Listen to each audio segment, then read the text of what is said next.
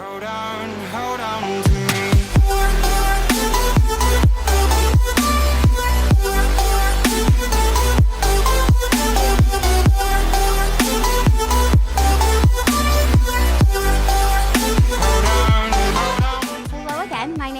Burmeister, and I work at Homesteaders Life Company. We are in Boston this week for the National Funeral Director Association's convention, and we are continuing in our social media lounge hosting panel discussions so that you, our viewers, can learn a little bit more about social media and the importance of it for funeral homes. So today we have a great group of panelists. I'll let you guys kind of go down the line and introduce yourselves. Maybe tell us a little bit about what you do and why you think social media is important for funeral homes. My name is Ryan Thogmartin. I'm the CEO of DISRUPT Media, and we are a social media agency serving the funeral profession. And social media is awesome because it allows funeral directors and funeral homes to connect with their community in ways that they have never been able to connect before on the consumer's time. Hello, my name is Nicole Dalton, and I'm with Neal and Summers Funeral Home in Martinsville, Indiana. I would say that, of course, Ryan covered the basics for why social media is so important for funeral service. It lets us reach out to people that we otherwise couldn't reach or didn't know were perhaps even interested in our services. So it's been a huge success for us.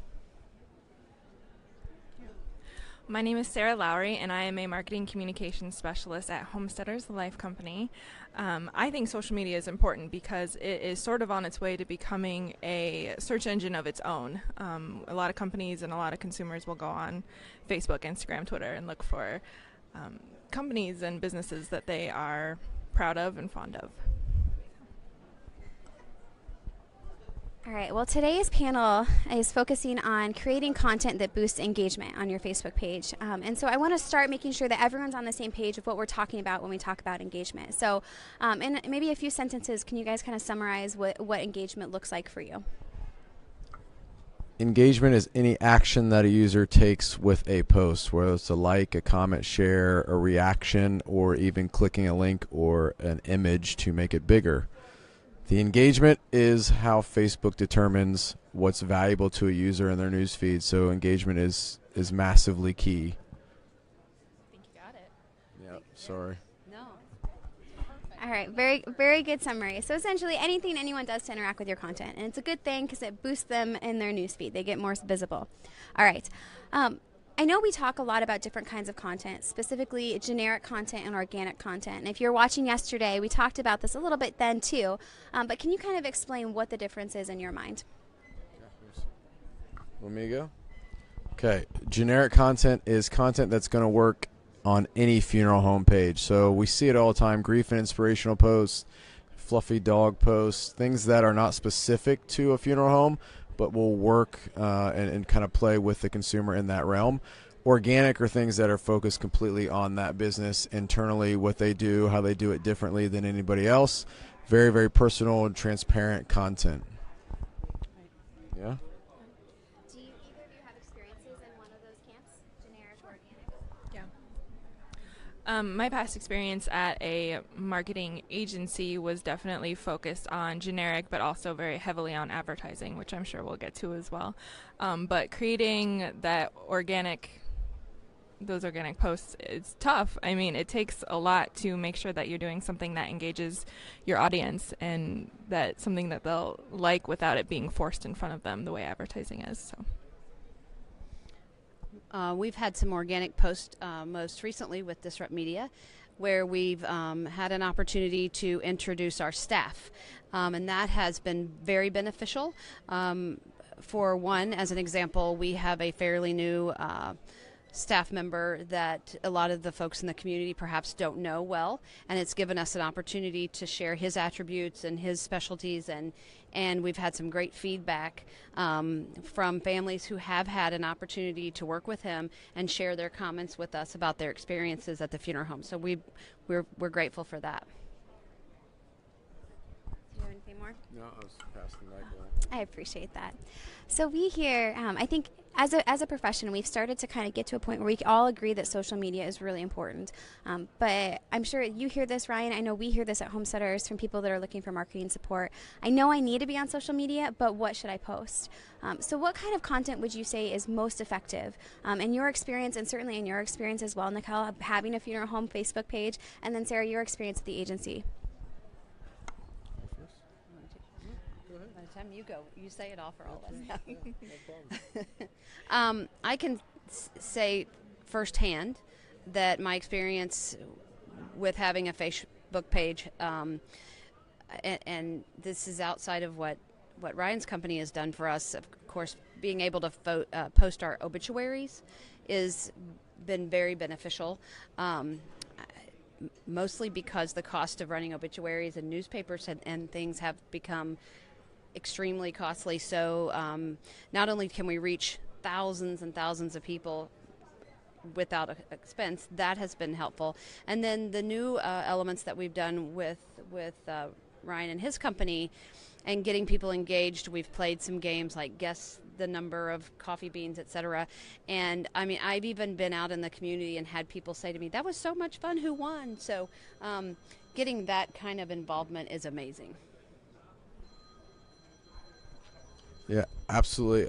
Organic content is going to be the most valuable content. So campaigns and contests that focus on things that are internal in the funeral home always are going to outperform anything that's generic. So video content, which we talked about yesterday, from an organic perspective, is extremely, extremely valuable as well. One thing that does really well on Homesteaders specifically is when we post photos of our staff, like you'd mentioned, and other internal celebrations that we hold. At the agency that I worked at, something that went over really well was when we created infographics that went along with our content.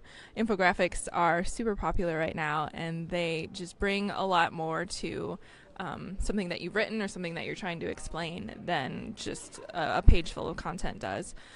So we found great success. Anything visual, really, video, photos, very bright colors, those always do really well. Ryan, you mentioned yesterday when we were talking specifically about video that there's a much higher engagement rate for, as Sarah mentioned, visual, but specifically video content. Do you want to talk a little bit about that? Sure. So video content gets, on average, 75% more engagement than any other type of content or post. And it gets priority in the newsfeed. Specifically, Facebook Live video even gets more priority in the newsfeed. Facebook will send out notifications to followers to get more people to try to tune in live, and then that engagement will boost the rank of that post in a user's newsfeed. So video content is extremely, extremely valuable, but there's some video content that will get good reach but not great engagement. When that happens, it's because it's more generic than it is organic. And that organic content, when there's facial recognition and there is something that the user sees as they recognize, there's more apt for them to engage with that content. I'm curious, you guys shared stories of content that's worked really well for the pages that you guys have managed. Have you any examples of content that just didn't work? It didn't get engagement or it didn't go over very well? And what did you learn or how did you adapt from that experience? You guys are like Facebook geniuses. No failures. I love this. Do you? I can, yeah. So I mean, there's some content that just doesn't work great. A lot of that content is more generic content. So things that are more bucketed and less personal don't work as well. Plain and simple.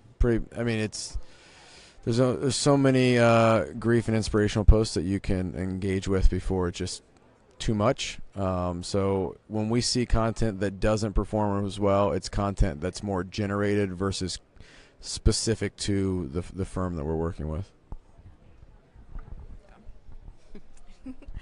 When I worked at the agency, one of our clients was a hospital chain in the area, and with the way that the Facebook is set up, there are more women than men on Facebook, just statistically. And so one month we tried to run a men's health campaign, and it went horribly. We had 0 engagement. We actually had lots of clicks back to our website, which was great, but no guys on Facebook want to actually interact with anything about their health. And so we learned that targeting their wives was probably the best way to go. So that was something that we learned, I think, from that campaign. Well, and I think that particular experience does have that does resonate with the funeral profession, because a lot of what we see is that the women are the decision makers, particularly when it comes to pre-arranging and pre-planning, and that they're the ones that are kind of shoving their husbands towards the funeral home and saying, we need to do this. So knowing that that's that demographic and being able to target that's so important. So this particular panel is a lot about content and engagement. We want to get engagement. So once you have a lot of people interacting with your content, what do you do next? Would you like to get no? Okay. So as a marketer, when you get engagement, the ability to then leverage that engagement to drive leads is one of the best ways to measure the success of the content that you're creating. So keeping engagement is good. Obviously, keep doing what is working, but then be able to kind of pepper content in there that is more actionable, that allows the user to then carry the conversation forward with the funeral home. So for us, it's taking engagement and then driving Facebook ads to those who are engaging, and then leveraging their audiences to extend the reach of that content to be able to drive pre-need leads. I also come from a nonprofit background as well, where I managed social media for them.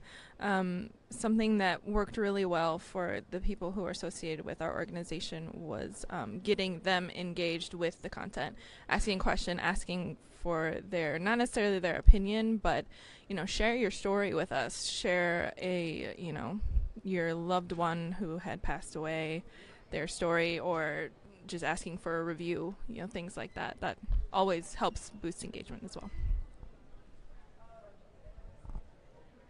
Yeah, asking those good questions. So I've heard a lot of funeral professionals who want to get involved in social media say, well, that's great, but do you actually get any leads out of that? Can you actually convert the Facebook efforts that you're putting out into sales? I'm curious what you guys have to say to that, what your experience has told you.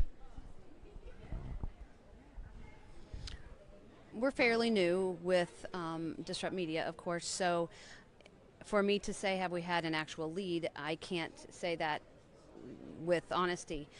But I feel as though every time somebody connects on my page, that in a sense is a lead. Every time someone reads something on Facebook that's on the Neil and Summers page, that's in essence a lead for me. That's an opportunity for me to reach out to them and connect. Even if they don't reach to me, it gives me an opportunity. It gives me the chance then to reach out to them.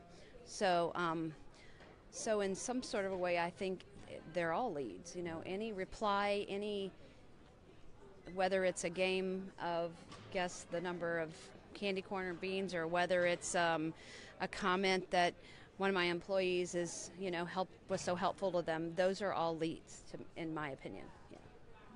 So how do you foster those leads then? Well, I mean, if it's, as I said, we played the coffee bean game last month for National Coffee Month, and I had 2 or 3 people that saw me out in the public and said, "Oh, by the way, what was the number?" And I didn't follow up, and who won, and then that gives me an opportunity to spark conversation and then ask them about my page. Hey, how do you like the things that we're doing on our page? And then they come, if they're at the funeral home, maybe for a service, they'll mention things that we've been doing on Facebook, and then that allows us to have an opportunity to talk about that and where we're headed with it and why we're doing it, and then follow that into talking about maybe doing pre-planning and what they would like to see on the page that would encourage them to pre-plan, or what they would like to see to open up the ideas and discussion. So a lot of relationship building. Oh, for sure. Either of you want to talk about leads? Sure. I think a lot of the problem with funeral homes and sales is the message that gets delivered. Marketing and sales are 2 different things. So when we work with a funeral home, our idea is to be able to drive engagement that wants to make the consumer find out what's next and how to pre-plan. So when we work with a funeral home, the first thing we do is not run ads for sales. The first thing we do is run ads to get engagement and to get the content and reach, and leverage that later. So maybe month 6 through 12 is where we start running more pre-need ads at consumers who are engaging with that type of content. The value really comes in. You mentioned it yesterday, Danielle, that your research, 70% of consumers are picking the funeral home that provides them the value first that they engage with. And NFDA said 74% of consumers only shopping one funeral home when making arrangements. So if you're the funeral home they're engaging with, that's essentially shopping. When they go to your funeral home Facebook page, they like your page, they engage with content, they're finding out who you are and what you do. And if you're engaging them and provide value, then there's a 74% chance that you're going to win that call. So even if you're not driving a lead through a pre-need form, the ability to drive a lead through a relationship, it may take 5, 10, 15 years before that consumer is in an at-need situation or ready to pre-plan themselves, but you've built the foundation, you've built a relationship to go on. So marketing is very, very different than doing sales. Facebook's not a sales platform. It's a relationship building platform, and the ability to foster relationships to then drive business is very real and measurable. Anything else? I would just say that in addition to that, and that essentially is what funeral service is. It is a relationship building industry.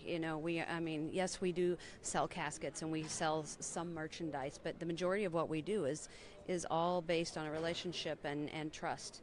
And so by encouraging that through Facebook and building that first, I think that, the Facebook opportunity for funeral homes is by far one of the greatest things that we can do. We can all print something in a newspaper. We can, but that's not an opportunity to really let them know who you are, what you're doing, who your staff is, like the live videos. And we haven't done one yet because we're all a little skeptical to get live on Facebook, but it's coming. It's coming. It'll come.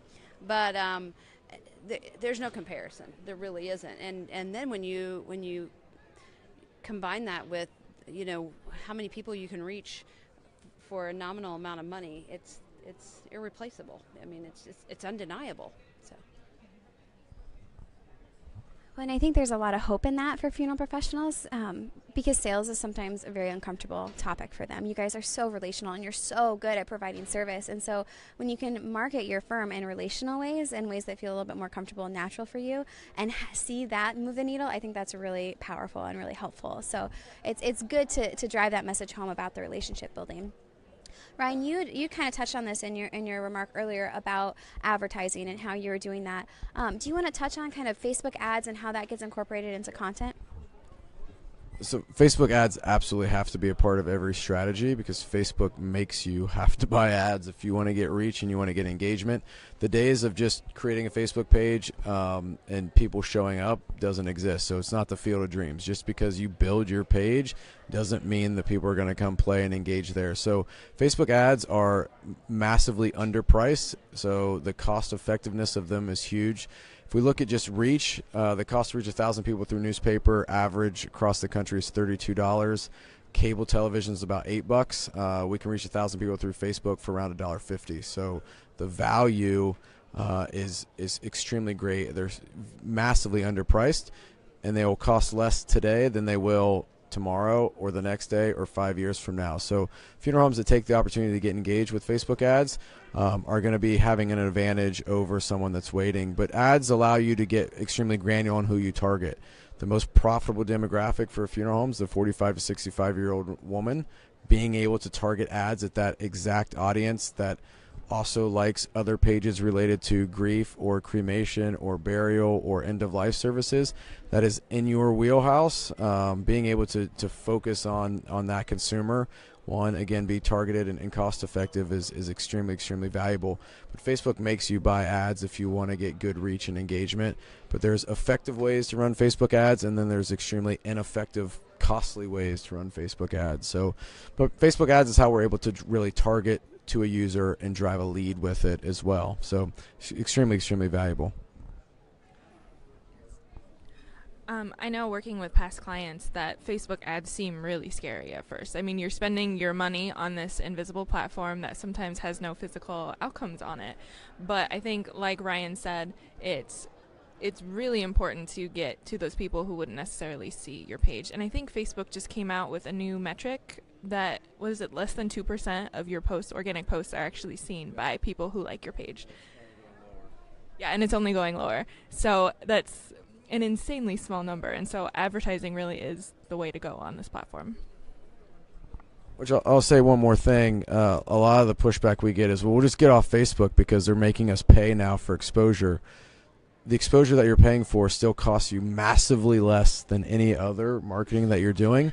If that 45 to 65-year-old is your most profitable demographic to market to, 75% of that demographic is engaging on Facebook every single day. So ignoring them and spending the bulk of your advertising dollars on 25% of the audience that isn't engaged there really doesn't make much sense at all.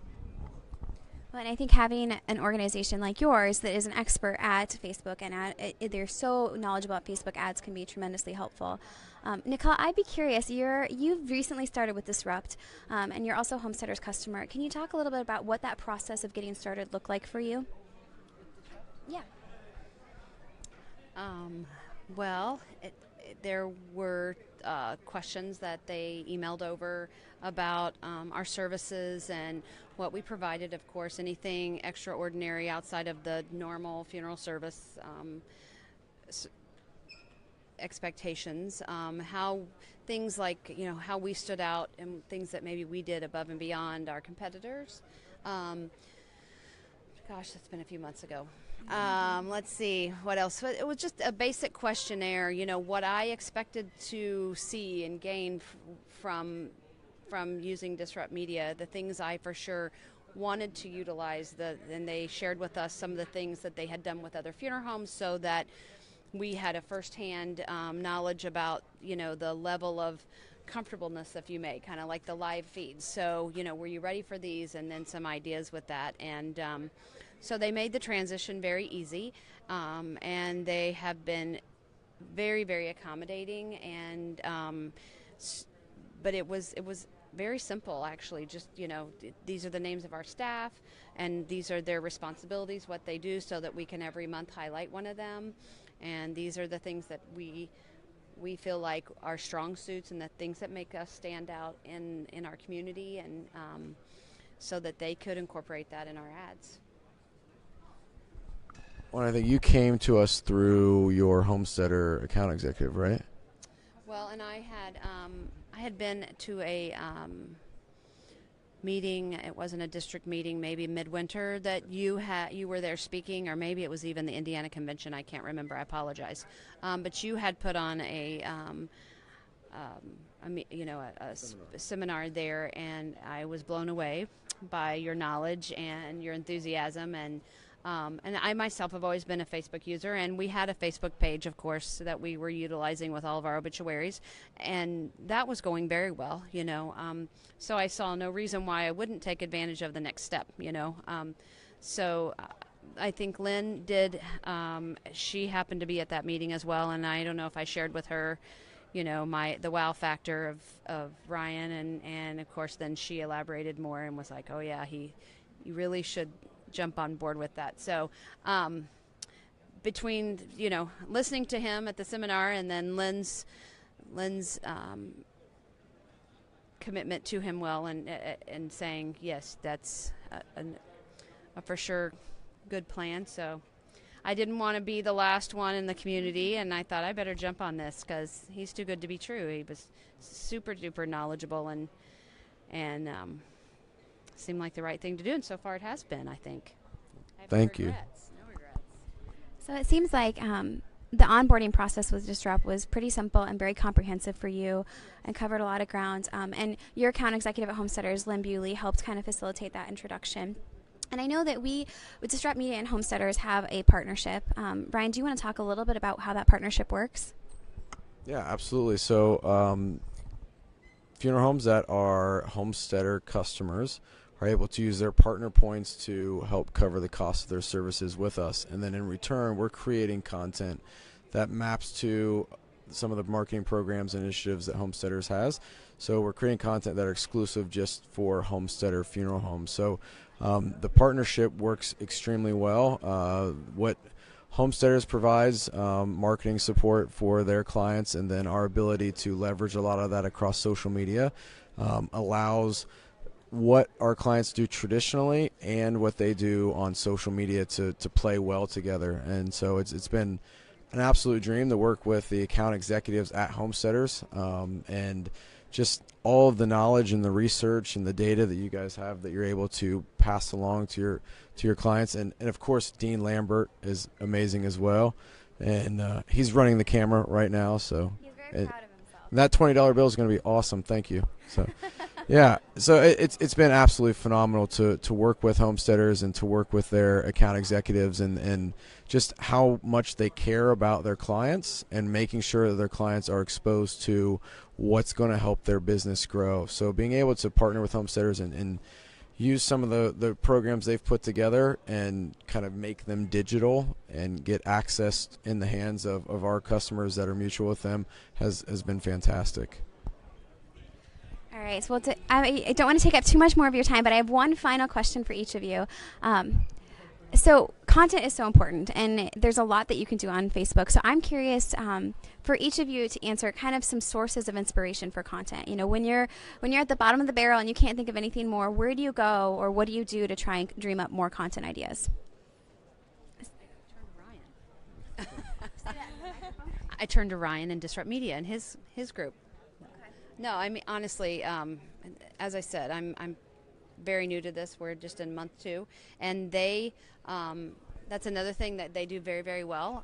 My rep sends me an idea for the upcoming month well in advance, so that you have an opportunity to go through what their ideas are for the month, and they coordinate that with anything in the month that has, as I said, like last month with the coffee month, they coordinate advertisements to go along with that. This month there was some breast cancer, of course, that was yesterday. So they're very good to stay on top of upcoming holidays and national awareness kind of things that maybe otherwise we would forget about.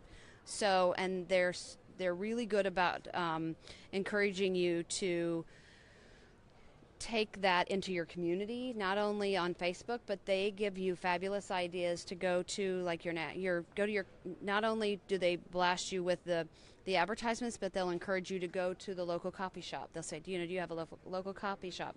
Go there, do a live news feed, things I wouldn't think about, or Donut Day. There was a National Donut Day recently, and so they're just very, very good at keeping you current with that, so those days don't slip under the rug. You owe her $20. Yeah, I know, right? No, they really do. And so anyway, so really it's a no-brainer for the funeral home. They take that away from you. They send you that plan for the month a week or two in advance, so that there's plenty of time to work through it. You see the things that you want to use, or things that maybe you don't think are a great idea. They'll encourage you to send pictures for those certain days, and they give you time to send pictures, because perhaps maybe on that actual day you have a service, so you couldn't go out and do a live feed at the coffee shop, but you could do coffee photos the day before and send them to them, so that it's not just a generic ad. So they take the pressure and the thinking game right away from you. So that's been fabulous. Yeah. Thank you. So I personally use a lot of pop culture sites when I'm looking for ideas. So sites like BuzzFeed and Refinery 29 and things like that. Things that are really have an amazing Facebook presence already. And you definitely don't want to copy someone, but it's really great to pull inspiration from what they do and see what works well. And how maybe you can replicate that for your business. And I know I use that a lot when I come up for ideas for homesteaders and for our blogs and our newsletter and things like that. Yeah, I think for us, the way we pull inspiration for ideas is really what's trending. The consumer that's engaging with the funeral home is the same consumer that's engaging with any other business. The consumer doesn't change just because it's death care service. So the ability to take topics that are trending or viral and adapt them to our funeral home clients is where we really pull our inspiration. For example, we've all seen the backpack kid that did the backpack video and has been in Beyonce videos and went viral. We had a funeral home that did a back to school backpack drive, so we got some inspiration for creating some campaigns and ads around that from the backpack kid going viral. So a lot of different things that happen in just culture and pop culture and what's trending allow us to then say, okay, how do we take something consumers are already going to engage with and find a value and map it to meet the goals of our clients. So if there's a funny dog video that's going viral, there's ways that we can tie that back to our funeral home clients and create a campaign that allows consumers to get content from a funeral home that they wouldn't expect, which really adds a level of transparency and humanality and humanization to the brand. I personally would be in favor of more cat videos on all funeral home Facebook pages. I think that would drive up engagement. Well, any final thoughts on content before we kind of wrap up for the day? I'll say one thing. It doesn't have to be scary. It's really looking at how you engage on Facebook. At the end of the day, you yourself are the person that you're marketing to. So what you find a value and engage with is the same things that other consumers are going to find a value. We just kind of look at it as, oh, we're a funeral home and they're going to think differently. Well, they're absolutely not. The consumer is the consumer, whether you're a funeral home or Amazon. The way they engage is exactly the same. Awesome. Well, thank you all for participating today. If you are watching this and want to learn more about Disrupt Media or the partnership they have with Homesteaders, definitely stop by either of the booths. We'd be happy to talk to you about it.